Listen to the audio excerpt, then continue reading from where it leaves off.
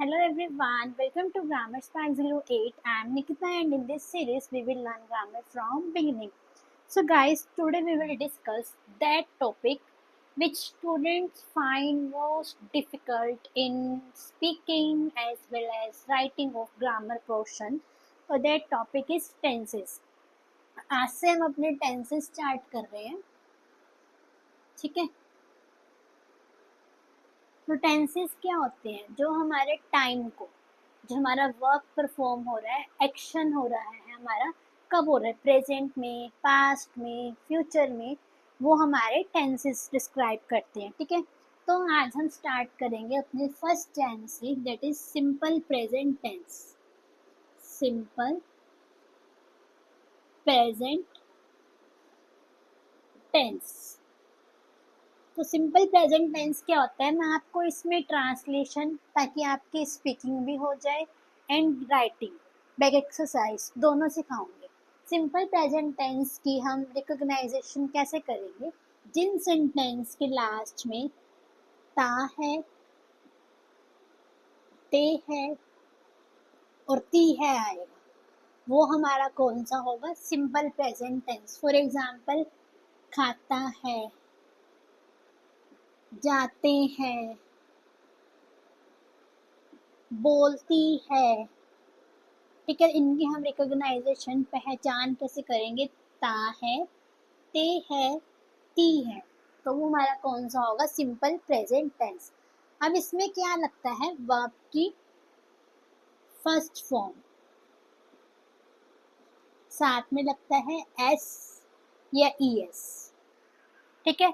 Singular होगा तो S या ईएस, अगर सिंगुलर नहीं होगा, प्लूरल होगा तो एस या ईएस नहीं लगेगा, राइट। जैसे अगर सपोज है खाता है तो ईट्स, जाता है तो गोज, बोलती है तो स्पीक्स, ठीक है। वर्ब की फर्स्ट फॉर्म एस या ईएस, सिंगुलर में एस या ईएस लगता है, प्लूरल में एस या ईएस नहीं लगता। ये तो हो गया हमारा अफर्मेटिव सिंपल सेंटेंस। नेगेटिव में हमारा क्या लगता है? डज नॉट या डू नॉट। सेम सिंगुलर में डज, प्लूरल में डू, और इंटेरोगेटिव में हमारे ये डू डज आगे आ जाते हैं और लास्ट में लग जाता है हमारा क्वेश्चन मार्क। मैंने बताया ता है, ते है, ती है, इसकी हिंदी की ट्रांसलेशन है, जैसे खाता है, बोलता है, जाता है, लिखता है, खेलता है, ठीक है।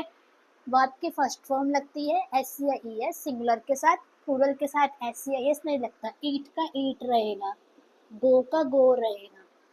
नेगेटिव में डू नॉट या डज नॉट और वर्ब की फर्स्ट फॉर्म। इंटेरोगेटिव में डू नॉट, डज नॉट आगे आ जाते हैं, वर्ब की फर्स्ट फॉर्म और लास्ट में क्वेश्चन मार्क।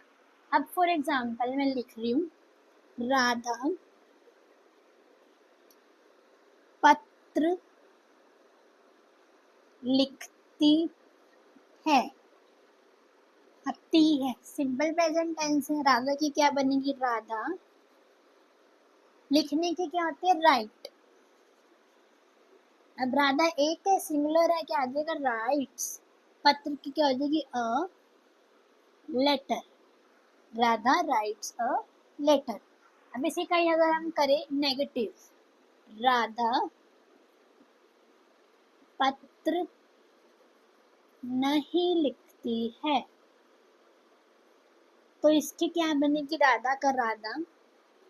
अब राधा सिंगुलर है, डू लगेगा does, does, does not, does not, doesn't भी बोलते हैं, राइट अ लेटर, ठीक है।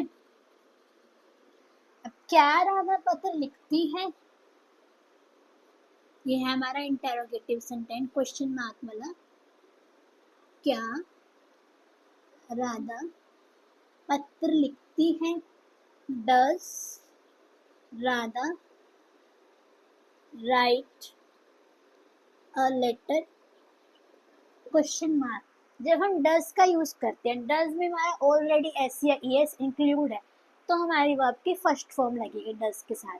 डू के साथ भी वर्ब की फर्स्ट फॉर्म। नेगेटिव और इंटेरोगेटिव में हमेशा हमारी वर्ब की फर्स्ट फॉर्म जाएगी सिर्फ अफर्मेटिव में हम देखेंगे कि सिंगुलर है तो एस या ई एस जाएगा, अगर सिंगुलर नहीं है प्लूरल है तो एस या ई एस नहीं जाएगा। अब कल मैं इसकी और ट्रांसलेशन बताने से मैं बोल रही हूँ कि वह समाचार पढ़ता है, तो वह की क्या होती है ही, पढ़ने की क्या होती है रीड, ही एक है तो reads a newspaper, he doesn't read a newspaper, does he read a newspaper.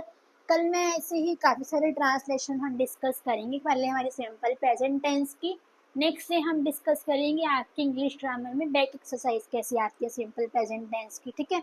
तो आपको मेरी कोई भी वीडियो स्किप नहीं करनी है, हमारे टेंसेस कम से कम लगा के चलो 15 से 20 दिन लेंगे, क्योंकि हम हर एक टेंस को प्रॉपरली ट्रांसलेशन हिंदी में भी सॉरी इंग्लिश में भी बैक एक्सरसाइज के साथ, फिर मिक्स सेंटेंसेस भी धीरे धीरे डिस्कस करेंगे अपने पार्ट्स में वीडियोस में।